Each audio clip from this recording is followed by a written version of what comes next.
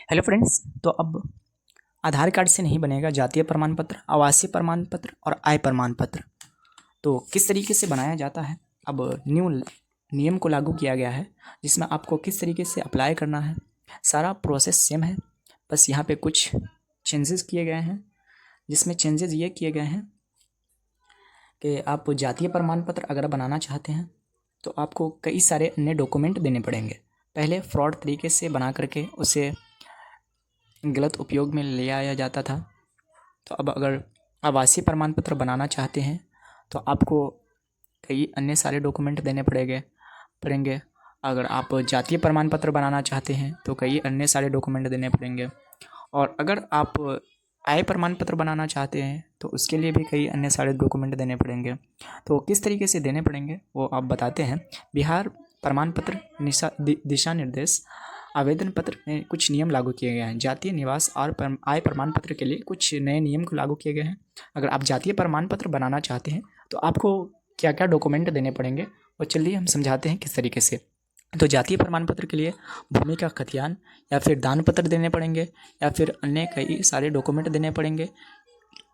इसमें कुछ इस तरीके से अन्य सारे डॉक्यूमेंट के साथ आपको जातीय प्रमाण पत्र को बनाना पड़ेगा।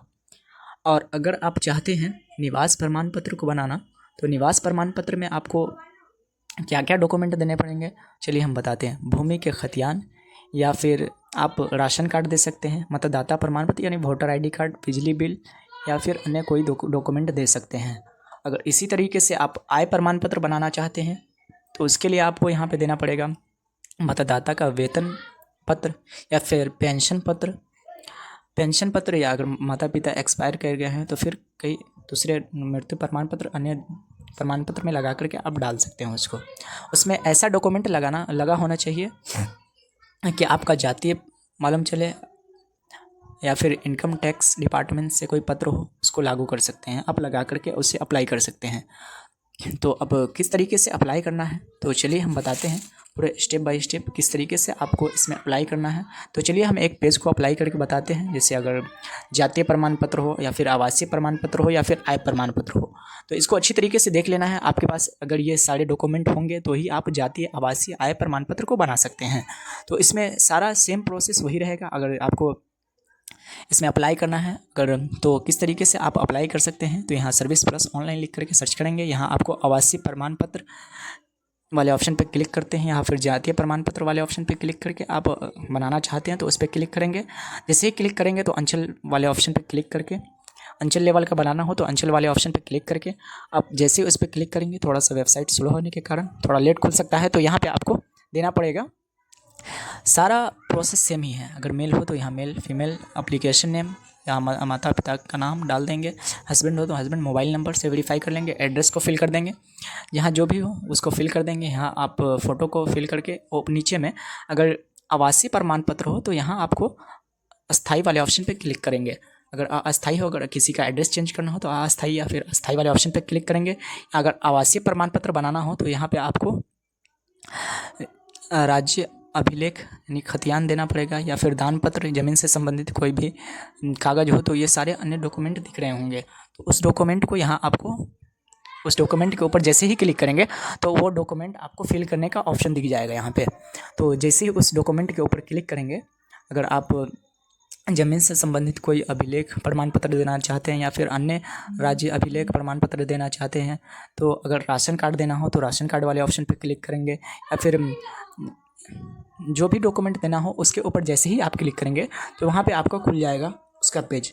तो उसका पीडीएफ बना करके या फिर जेपीजी फाइल करके आपको उसको अपलोड करना पड़ेगा। तो जैसे ही आप उस पर क्लिक करेंगे तो चलिए हम राशन कार्ड वाले ऑप्शन पर क्लिक करके हम राशन कार्ड को अपलोड करके दिखाते हैं आपको किस तरीके से अपलोड करना है। तो आप इसमें से किसी भी एक डॉक्यूमेंट को दे करके आप बहुत ही आसान तरीके से इसमें अप्लाई कर देंगे। सारा प्रोसेस सेम है, बस यहाँ आपको उस डॉक्यूमेंट को अपलोड करना पड़ेगा। जिस तरीके से आप आधार कार्ड को अपलोड करते हैं तो आधार कार्ड तो कंपलसरी है ही, बट इस डॉक्यूमेंट में से किसी एक डॉक्यूमेंट को आपको यहाँ अपलोड करना पड़ेगा। तो अगर ज़मीन से संबंधित कोई हो तो ज़मीन से, या फिर राशन कार्ड हो तो अभी तो हर किसी के पास ज़मीन का कागज़ हो जाता है। अगर आपको आय प्रमाण पत्र बनाना है तो आय प्रमाण पत्र के लिए आय प्रमाण पत्र वाले ऑप्शन को खोल लेना है। यहाँ सारा प्रोसेस सेम रहेगा। अगर स्टूडेंट हो तो स्टूडेंट वाले ऑप्शन पर क्लिक करेंगे। अगर यहाँ फिर जो भी हो इनकम हो वो इनकम को फिल कर देना है। यहाँ वेतन, यहाँ आपको सारा प्रोसेस सेम रहेगा। यहाँ आपको वेतन को फिल कर देना है, जो भी आपके माता पिता का वेतन होगा तो उस वेतन को फिल कर देना है। या फिर आपका पेंशन होगा, अगर माता पिता का पेंशन चल रहा हो तो उस पेंशन पत्र को आप फिल कर देना है। या फिर जीएसटी में से इनकम टैक्स वाला कोई भी पेपर हो तो उसको फिल कर देना है। या फिर अदर डॉक्यूमेंट में से किसी एक डॉक्यूमेंट को चुन करके आप इसी डॉक्यूमेंट में से आपको फिल कर देना है। इसमें से कोई भी एक डॉक्यूमेंट लेकर के आपको इसमें फिल कर देना है। तो आप सारा प्रोसेस इसमें भी सेम रहेगा, बस आधार कार्ड इसमें अपलोड करना पड़ेगा और उसके साथ साथ इस डॉक्यूमेंट को भी अपलोड करना पड़ेगा। तो इस डॉक्यूमेंट को भी आप अपलोड कर देंगे।